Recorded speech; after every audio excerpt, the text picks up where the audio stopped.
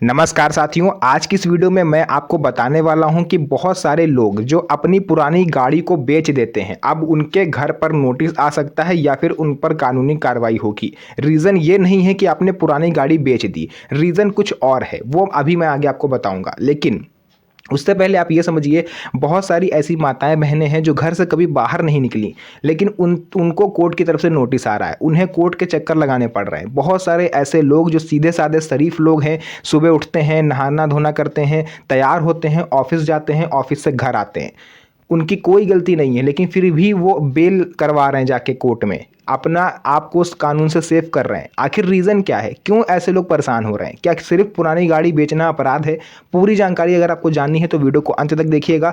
बहुत ही important topic पर आज मैं ये वीडियो लेकर के आया हूँ, तो अगर आप गाँव शहर कहीं भी रहते हैं तो इस वीडियो को पूरा देखिएगा, क्योंकि कानून की जानकारी ना होने की वजह से अक्सर लोगों को कोर्ट कचहरी के चक्कर काटने पड़ते हैं, बाद में सिर्फ पछतावा के अलावा कुछ नहीं बचता। तो चलिए वीडियो को स्टार्ट करते हैं और एक एक करके सभी इंपॉर्टेंट टॉपिक्स आपको समझाते हैं। तो साथियों देखिए, बहुत सारे लोग क्या करते हैं, जैसे आपकी कोई पुरानी गाड़ी है और आप उसे सेल करने की सोच रहे हो, आप सोच रहे हो कि मैं अपनी गाड़ी को किसी को बेच दूं सेकेंड हैंड। तो ऐसे में आपको सावधान हो जाना है, क्योंकि कुछ नए नियम आए हैं सरकार की तरफ से। अगर आप इनकी अनदेखी करते हैं तो फिर उसकी बजाय, जिसको आप गाड़ी बेचोगे उसकी बजाय आपको जेल जाना पड़ सकता है। रीज़न क्या है, कौन कौन सी पॉसिबिलिटीज़ हैं, सभी पर विस्तार से डिस्कस करेंगे। सबसे पहली बात, बहुत सारे लोग क्या करते हैं जो थोड़े कम पढ़े लिखे हैं, वो ये सोचते हैं कि हम अपनी पुरानी गाड़ी किसी को बेच देते हैं, स्टाम्प पेपर पर उससे लिखवा लेते हैं कि हमने ये गाड़ी आपको बेच दी, उसके सिग्नेचर करवा लेंगे, ताकि आगे चल के अगर उस गाड़ी से कोई दुर्घटना होती है तो उसका जिम्मेदार मैं नहीं होऊंगा, जो खरीदेगा वो रहेगा। तो क्या ये सही तरीका है? देखिए ध्यान से सुनिएगा, अगर आप पुरानी गाड़ी किसी को केवल स्टाम्प पेपर पर लिख के बेच रहे हैं तो यहाँ पर आप एक बड़ी गलती कर रहे हैं और आप कानूनी कार्रवाई में फंस सकते हैं। एक अभी रिसेंटली एक न्यूज़ ऐसी आई थी, सबसे बड़ी गलती है स्टाम्प पेपर पर गाड़ी बेचना।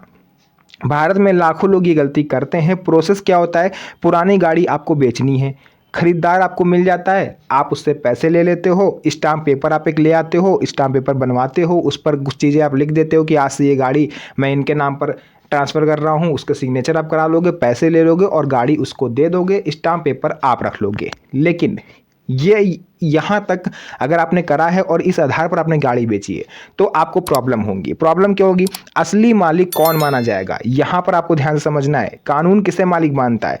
आरसी बुक, जब आपने वो गाड़ी नई खरीदी होगी उस टाइम जब इसका आरसी आपने बनवाया होगा, रजिस्ट्रेशन सर्टिफिकेट, जो कि नई गाड़ी खरीदने पर ऑनर का बनता है, वो हमेशा आपके ही नाम पर रह जाएगा। केवल स्टाम्प पेपर से आप मालिकाना हक जो है ट्रांसफ़र नहीं कर सकते। कानून ये कहता है कि आरसी में जिसका नाम है, गाड़ी का मालिक वही है, चाहे आप कितने भी स्टाम्प पेपर अपने पास क्यों ना रखे हो। आरटीओ रिकॉर्ड में जिसका नाम होगा, इंश्योरेंस रिकॉर्ड में जिसका नाम होगा, वही कानूनी मालिक होगा। और ये सारे पेपर आपने बनवाए थे जब आपने नई गाड़ी खरीदी थी। केवल एक स्टाम्प पेपर पर लिख देने से आप उसको मालिकाना हक नहीं दे सकते। अगर गाड़ी से एक्सीडेंट या कोई क्राइम हो जाता है तो इस केस में कौन फंसेगा? आप फंसोगे, क्योंकि आपके पास स्टाम्प पेपर है तो आप बच जाओगे, या फिर वो फंसेगा जिसने आपसे गाड़ी खरीदी है। तो इस डाउट को मैं क्लियर करता हूँ। सबसे पहले मान लीजिए कि उस गाड़ी से कोई एक्सीडेंट हो जाता है जो आपने बेची है स्टाम्प पेपर पर, उस गाड़ी से उस व्यक्ति ने कोई एक्सीडेंट कर दिया जिसमें किसी की मौत हो गई। अब मौत हो गई तो सीधी सी बात है कि पुलिस सीसीटीवी कैमरे वगैरह सब कुछ चेक करेगी और गाड़ी के नंबर से वो आप तक पहुंचेगी। यहाँ पर देखना है, चोरी या अपराध अगर कोई कर देता है या फिर कोई भी हत्या उसके थ्रू हो जाती है, कोई भी क्राइम में वो यूज़ होता है, तो पुलिस क्या करेगी, नंबर प्लेट ट्रेस करेगी, आरटीओ उसका डाटा निकालेगा, आरटीओ डाटा निकाल करके पुलिस को देगा और पुलिस सीधे आपके घर पर पहुंचेगी, क्योंकि आरसी में अभी भी आपका नाम दर्ज है। जो नंबर प्लेट बनी है वो आरसी के ही बेसिस पर बनी है जिसमें आपका नाम है। तो सीधी सी बात है कि पुलिस आपके दरवाजे पर पहुंचेगी।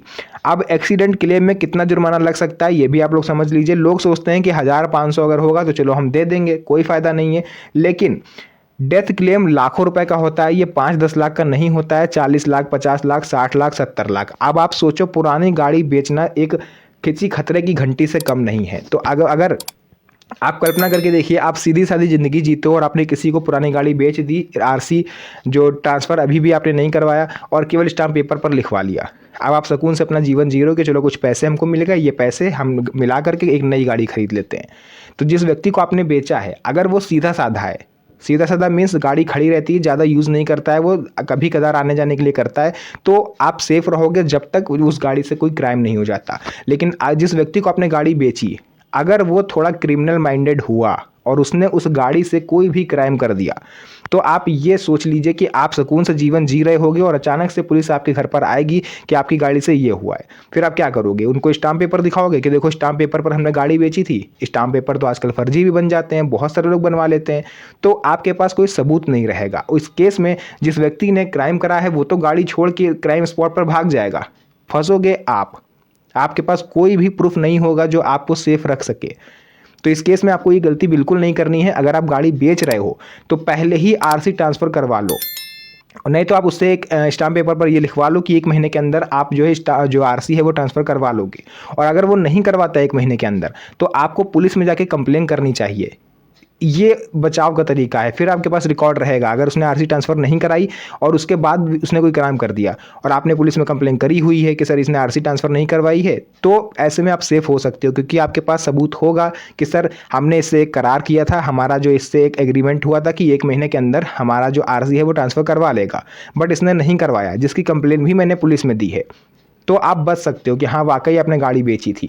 बट अगर आपके पास केवल स्टाम्प पेपर है तो आप सोच रहे हो हम बच जाएंगे, तो बिल्कुल नहीं। आपको जो भी खर्चा आएगा उस गाड़ी से, जिसका भी एक्सीडेंट हुआ है, वो पूरा खर्चा आपको उठाना पड़ेगा। इवन अगर उसने कंप्लेन कर दी है, किसी की डेथ हो जाती है, तो आपको जेल तक जाना पड़ सकता है, कोर्ट कचहरी के चक्कर लगाने पड़ सकते हैं। गाड़ी कई हाथों में चली जाए तो, अगर आपने बेच दी, मान लीजिए आपने किसी को बेच दी, उसने उसके आगे बेच दी, उसने उसके आगे बेच दी, लेकिन कितने भी मालिक क्यों ना बन जाए, गाड़ी हमेशा ऑनर के ही नाम रहती है, आरसी जब तक ट्रांसफ़र ना हो जाए।